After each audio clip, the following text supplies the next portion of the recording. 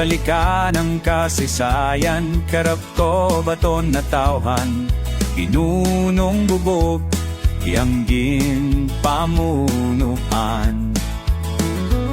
Prinsesang kansila'y matahong nalinay, silawang na isganan, silang malipayon managahigmanay.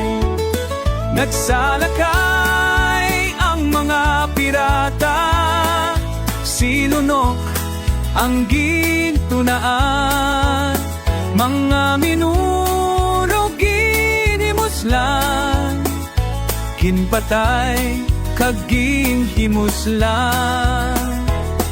Tansila'y nagahibig, si Diwata ang nagbuli, espada nga wala gahong, pambato sa tampalasan nga nuno. Iya kabuhigin tayang